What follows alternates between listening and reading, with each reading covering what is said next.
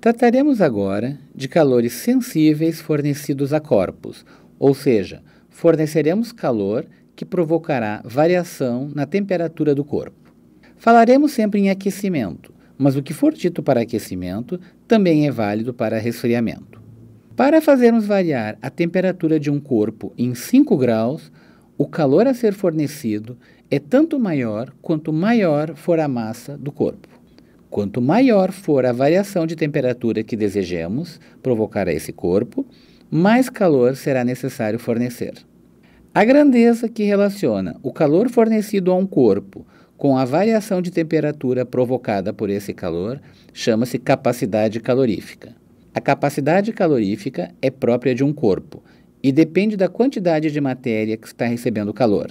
Essa quantidade de matéria pode ser expressa em massa, usualmente em gramas. Então, a capacidade calorífica total do corpo será o produto da capacidade calorífica específica, por grama, também chamado de calor específico, pela massa em gramas do corpo.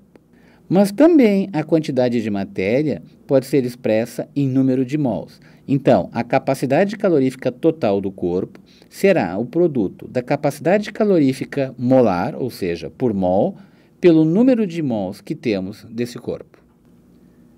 Vimos anteriormente que o calor não é função de estado, ou seja, depende da maneira como o processo é conduzido.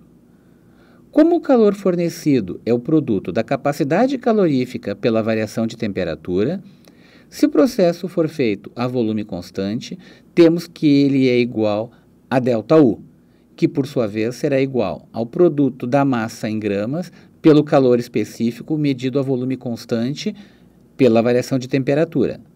Ou então, pelo produto do número de mols pela capacidade calorífica molar medida a volume constante pela variação de temperatura. Da definição de entalpia, temos que ΔH é igual à soma de ΔU com a variação do produto da pressão pelo volume. Dividindo todos os termos dessa expressão por ΔT, resulta que a capacidade calorífica à pressão constante é aproximadamente igual à capacidade calorífica a volume constante para sólidos e líquidos, uma vez que o segundo termo é praticamente igual a zero, como já vimos.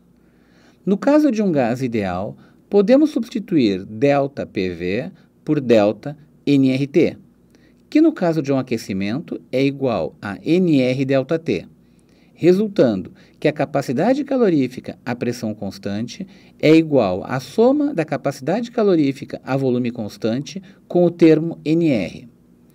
Um simples rearranjo leva à conclusão que a diferença entre a capacidade calorífica molar à pressão constante e a capacidade calorífica molar a volume constante para gases ideais tem o valor de R. Não é o escopo desse curso, mas podemos dizer que esse valor é considerável, especialmente para gases simples, como os gases mono e diatômicos. Vamos fazer algumas considerações. Primeiramente, a capacidade térmica é uma característica do corpo, não da substância. Não podemos falar na capacidade calorífica do alumínio, por exemplo, pois esta depende da quantidade de alumínio que tivermos. Diferentes blocos de alumínio têm diferentes capacidades térmicas, apesar de serem constituídos da mesma substância. Entretanto, se padronizarmos a quantidade, resolvemos a questão. Calor específico ou molar é uma característica da substância e não do corpo. Portanto, cada substância possui seu calor específico ou molar. A tabela apresenta valores de calor específico e de capacidade calorífica molar para diversas substâncias. Como a quantidade foi padronizada, elas são agora características de cada substância.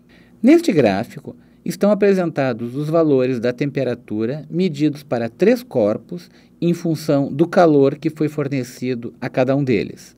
A temperatura inicial de todos os corpos era de 0 graus Celsius. Vamos então ver quanto calor foi preciso fornecer para que a temperatura aumente em 40 graus Celsius. No caso do corpo A, foram precisas 600 calorias, 400 calorias para o corpo B e 320 calorias para o corpo C. Dividindo cada um desses valores de calor por 40, encontramos o valor da capacidade calorífica de cada corpo. Sabendo a massa de cada um, podemos calcular o calor específico de cada um deles. Como eles são diferentes, podemos concluir que os corpos A, B e C são constituídos de diferentes materiais.